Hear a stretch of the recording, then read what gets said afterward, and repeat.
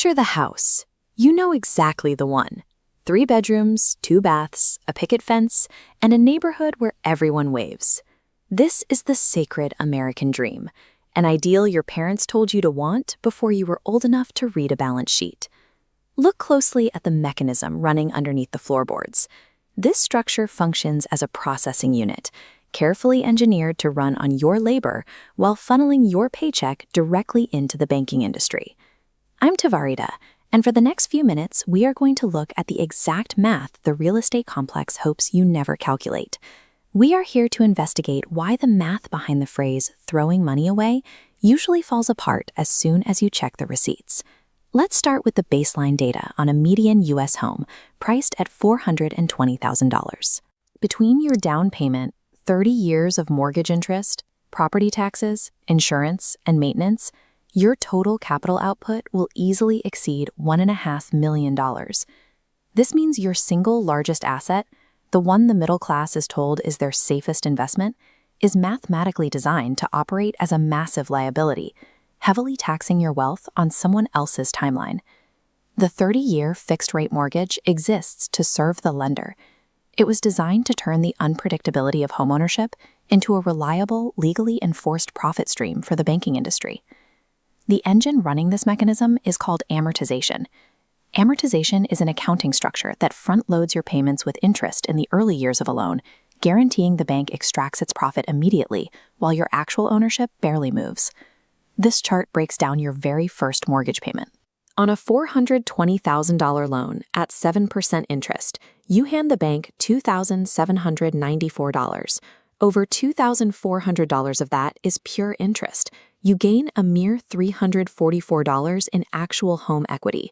Keeping an eye on this same data over time, we see the true duration of the trap. You will make monthly payments for approximately 17 years before you cross the threshold where more of your check goes toward the principal than the interest. And the extraction doesn't stop at the bank. The physical structure of a house is decaying from the moment you take the keys. Beyond the interest, you are bleeding capital constantly through property taxes, insurance, and the repairs required just to preserve the house's baseline value. Even so, the standard defense is that real estate always goes up. The data disagrees. Between 2006 and 2014, 9 million American families lost their homes to foreclosure, proving that the asset they were told was safe could actually trap them in a decade of negative equity. When you buy a house, you are essentially purchasing an expensive maintenance obligation attached to a piece of dirt, and then funding the bank's profit margins for the privilege of owning it. To see the actual financial impact, we need to track 2 identical starting positions over 30 years, the traditional buyer and the strategic renter. Our buyer puts 20% down on that $420,000 home. Over 3 decades, after feeding the amortization machine and paying taxes and fixing the roof, they output over $1.5 million. After selling costs, they end up with an illiquid asset worth roughly $1.2 million. Our strategic renter takes a different path. They take that exact same $84,000 down payment and on day 1 deploy it directly into a low-cost S&P 500 index fund, leaving it alone to compound. Then they calculate their monthly delta, the difference between what the buyer pays in total homeownership costs and the actual cost of rent.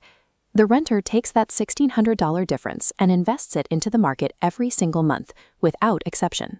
This graph shows the final calculation over 30 years. The buyer's net value slowly drags up to $1.2 million. The renter's disciplined strategy of investing the delta results in a liquid stock portfolio worth over $5.2 million. That is a $4 million wealth gap. The mathematics are indifferent to the American dream. They show that when paired with strict investment discipline, renting can be a superior financial maneuver. The top 1% of wealth holders do not tie up the vast majority of their net worth in primary, highly leveraged personal residences. They understand that a home is a place to live, while a high-yield portfolio is a place to grow. They prioritize liquidity. Cash and stock portfolios provide the flexibility to pivot toward economic opportunities or move away from a declining market without paying 6% in realtor fees and waiting 6 months to extract your money from drywall. Beyond the direct costs, a house acts as a labor mobility tax. Federal data confirms that homeowners are significantly less likely to relocate for a better job. A 40% salary jump in another city is often ignored because the worker is anchored to a specific zip code by their mortgage. This anchor often becomes heavier through what's called the hedonic treadmill. Once the initial mortgage is settled, the financial bleed often shifts from necessary repairs to elective upgrades, granite counters, landscaping, or new bathrooms. Each of these is a capital call that drains your investment engine in exchange for a temporary identity signal. There are absolutely valid emotional reasons to buy a house. Deep community roots and stability for a family hold genuine human value, but it must be recognized as a deliberate consumption choice. You are paying a massive financial premium for a lifestyle rather than building wealth. Find an online compound interest calculator today. Enter the down payment you spent or are saving to spend and compound it at 10% over 30 years. Drop your final number in the comments below and look closely at what that choice is actually costing you.